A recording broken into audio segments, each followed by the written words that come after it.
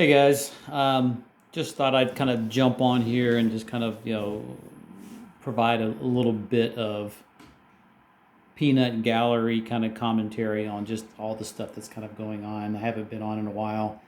Sometimes you just want to let things kind of gel, let things kind of play themselves out, and then again, in the spirit of kind of reading the tea leaves, in the spirit of just kind of reading what's going on. And honestly, I wish a lot more YouTube kind of news outlets would take the same approach and basically say, this is my read, this is my interpretation, just using basic intellect on what I'm seeing and what this means to me. Because a lot of times I see people out there, they'll basically say, this is what's going on. And you're like, how do you know that? How you're saying this? I'd like to believe it's true, but how do you know that? And you don't really get that. So, in any event, I want to be really crystal clear that, and I try to make it clear every time, is this is just me reading the tea leaves, using my life and my trials and tribulations and experiences and what I do and what am I seeing.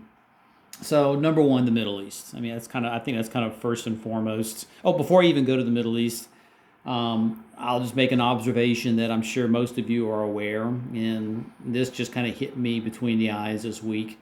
Kind of responding in Twitter, and I use Twitter, I use Parler, and there's a couple of others out there that I'm migrating to. But in the meantime, Twitter is one of the places I go. But anyway, I was responding to one of the kind of left wing commentators out there, or observationalists, or people that are providing kind of commentary, anti-POTUS, anti-Trump, anti-We the People kind of commentary. And I mentioned, I mentioned in passing all of what Trump has done, which is a big reason why I've solidified my support behind everything he's doing. And the person basically says, what has he done?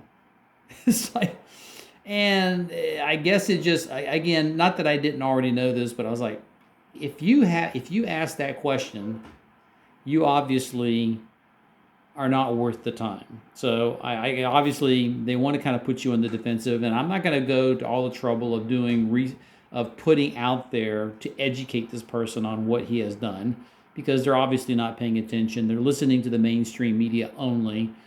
And I guess it just amazes me, with everything that our president has done over the past 3.5 years, for someone to say, what the hell has he done? He hasn't done a thing.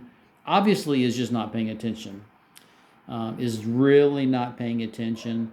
I mean, just a few instances alone, let alone all the other things that he's been doing, such as the Kim Jong-il and North Korea, and kind of the peace he's kind of brought to that region. Now, granted, he's not completely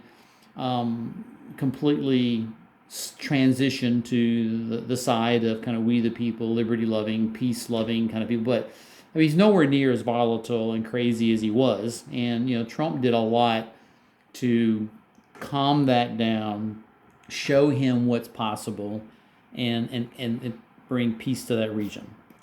And I'll kind of come back to this point a little bit more in a moment. And then the other thing is just the Middle East and what he's been doing there, and with the peace accords. And granted, quote unquote peace is not what he has done exactly, but we've pulled peace accords together with various nations in and around Israel, where in I don't know how many years someone stated that we were able to fly over the country through these peace accords. So where there's peace basically being had. It obviously, the conversation started with Palestine. Palestine didn't really want to have any part of it because they weren't proactively brought into it in the beginning. So they're like, we don't want to have anything to do with it. So POTUS, in the spirit of negotiations and what have you, he went to other countries to kind of bring them into a peace accord and bring kind of peace and harmony across those countries. At some point, Palestine has to say, you know what, I don't want to be alone on an island, which is brilliant. I want to join the party as well. Now, I guess the subtext around each of these instances that I wanted to bring up is that you've got the military industrial complex, and anywhere there is money to be had, anywhere there is a huge financial incentive, you're going to find nefarious actors behind it. And Trump has, and not that he needed to educate me, but he said this, and he just kind of made it obvious what's going on, is that the military industrial complex is a powerful entity that you can't eliminate entirely quickly. It's going to take time.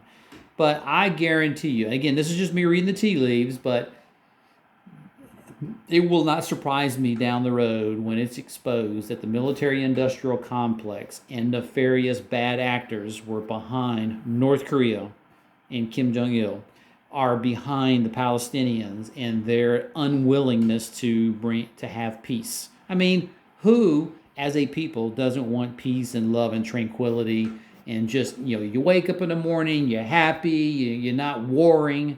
I mean, those people that make a living and have financial wealth and wherewithal behind non-peace, anti-peace, war, they're the ones kind of pushing this. I guarantee you, reading the tea leaves, that behind North Korea, behind the Middle East and the Palestinians is the military-industrial complex pushing buttons and doing what they do to keep it going.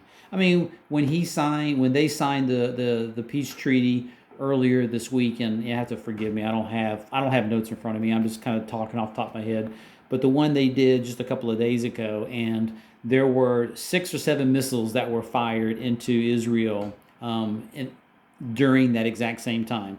Yeah, I have a hard time believing Palestinian in and of themselves were doing that without motivation behind them from the military industrial complex and the bad actors that want this train to keep on trucking. And then, of course, that kind of plays back into our country, the nefarious bad actors, the deep state that's fighting kind of we the people, and our president to kind of keep this party going, to keep this train going, to the detriment of those people out there that don't want to wake up and are just completely sold to the propaganda that they're putting out there. But you have to know that there is a lot of money, there's a lot of power behind the deep state engine, the military industrial complex, and everything they do here in the country as well as worldwide. That power, that nefariousness has been pointed outward to date. You're now seeing those tools, those techniques, those mechanisms, those approaches being channeled back towards us to get President Trump out of office and to basically whip we the people back into line to toe the line, or something else is going to happen.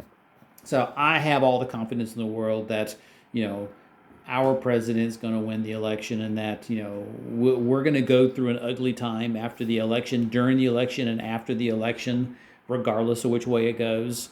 But a true and honest election, there's absolutely no way that our president loses. I mean, look at Biden, look at Kamala Harris, and kind of what's going on with them. I mean, it's not even a serious movement at this point. It's all about how are they going to create chaos and confusion and try to drive a displacement of our president in place of somebody else through that time frame.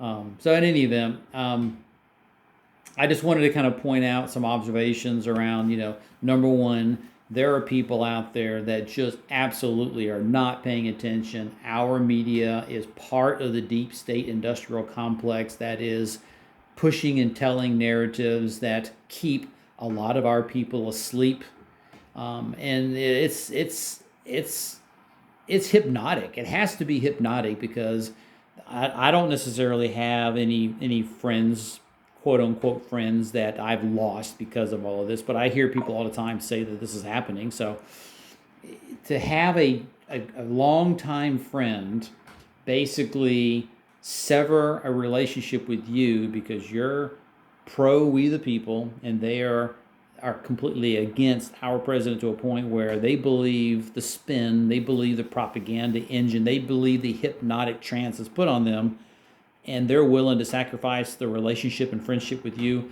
That speaks volumes. So I don't know. I mean, this the evidence and the history that we've learned over the years and decades, which is another reason why they're trying to get rid of our history and they're trying to rewrite history, is because it exposes them for what they are.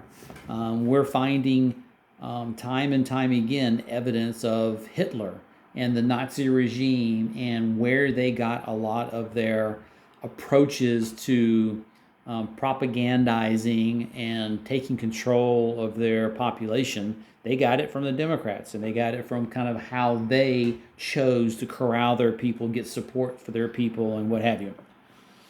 So, in any event, the election coming up is going to be ugly, no matter which way it goes. A true and fair and honest election. Our president, if you look at his rallies compared to Biden and Kamala, I mean, no one with one functioning brain cell, I say that quite often, but can see the reality, can see any chance of Biden, Kamala winning.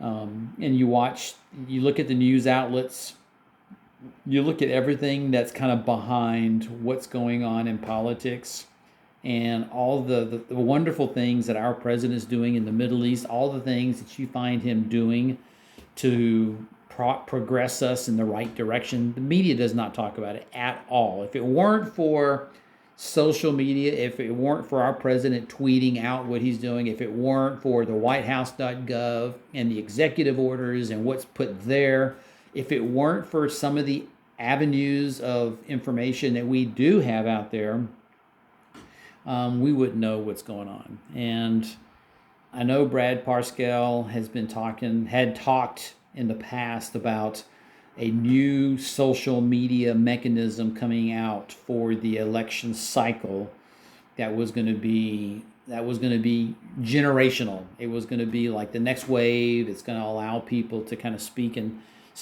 and talk openly with no restrictions. That kind of went quiet. I'm kind of wondering what the heck happened to it. And I've even tweeted out to Brad Parscale, what happened to that? I don't know. Ever since he put that out there, I've been anxiously awaiting it, because I'm a nobody on YouTube, and even I'm starting to see some weird stuff happening on YouTube. I've got a subscription of people that I follow that I watch, and that list should be just those people that I follow, and there's YouTube channels popping up in that list that I'm not subscribed to, so that's weird.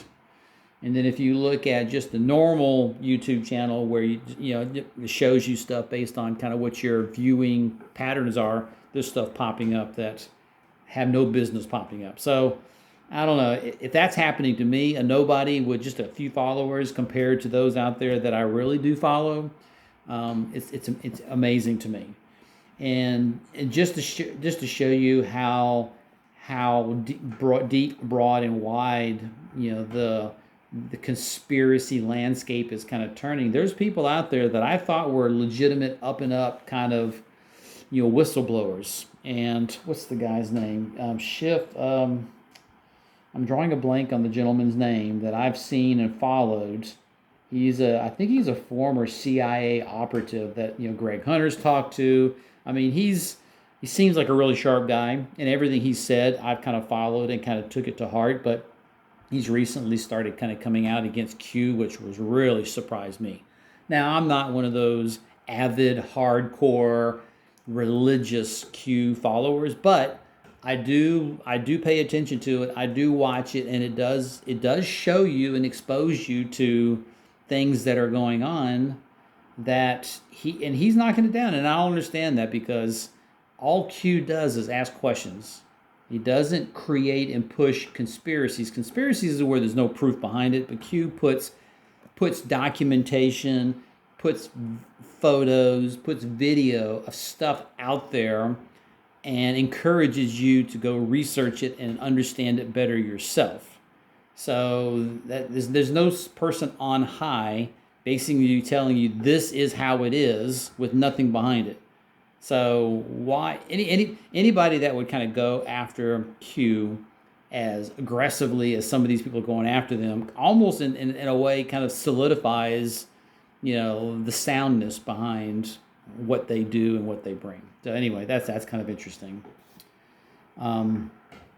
So it just so again, I just wanted to kind of get on here real quickly and just kind of make a few points about, President Trump, nominating twice for the Nobel Peace Prize. Again, nobody in the media is talking about that, and where they do kind of bring it up. I mean, I don't really follow at this point. I really don't watch the mainstream media at all.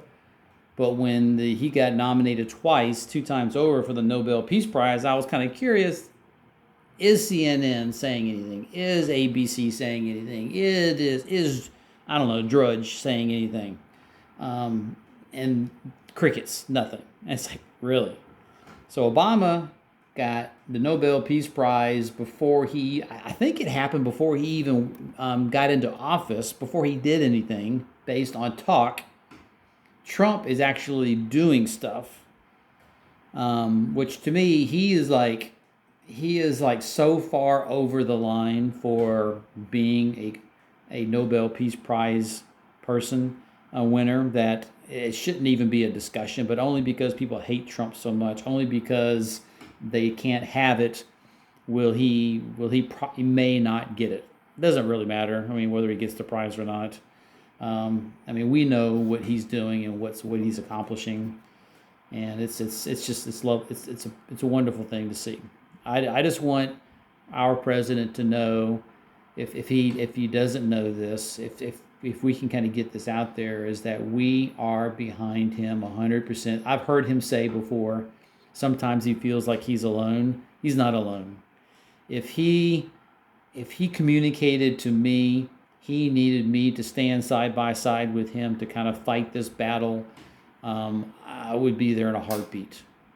So he's not alone, and it kind of pains me to hear him say that he feels alone sometimes, but we're behind him. He's fighting the good fight, and he knows why he's doing what he's doing, so 100% behind him. And honestly, his tactics I kind of appreciate it. I like it. So you're not going to find me being someone that says, I wish he wouldn't tweet this, or I wish he wouldn't say this. He's a real, genuine person, tells you what he thinks and believes, and he takes no prisoners in trying to accomplish that goal. The only sad thing in all of this is when he's done, someone needs to follow in his footsteps that will continue the pattern of what a president should be doing. And I fear for the time when his day is gone and past, and another president steps in and is just a politician like before, that has strings tied to him and starts doing the deep state's bidding. So there's a lot of house cleaning that needs to happen.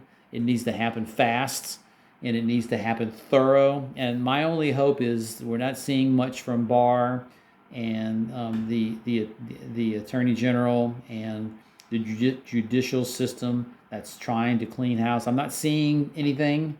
I'm not seeing enough. I'm hoping and praying that some things will happen that'll tear that house down and restructure it. Because if it doesn't, it's going to be all for naught. And then also, again, kind of back one last point on the election cycle we're going into and the election itself. I think we all know what's going to happen and what they're doing and what they're planning. I mean, it's kind of transparent at this point what the plan is, to fight, contest, create chaos and havoc, create insurgency at the street level. I hope our president and the people, and we the people, are prepared for what's coming, and we shut that stuff down fast.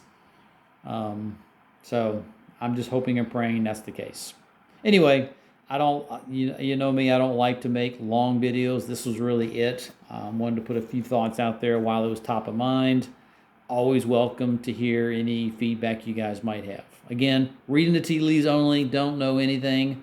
doing my day job, doing what I do best, and trying to pay attention to what's around me at the same time. And if you're not carrying and you don't have your permit, you better get it going, and you better have something. And I've had a carry for a while. Only of late have I been religiously carrying it everywhere I go. I suggest every one of you do the same thing, because if you just look at what's going on social media, on Twitter, in the streets of the cities, if these people were able to protect themselves better, a lot of this would stop ASAP.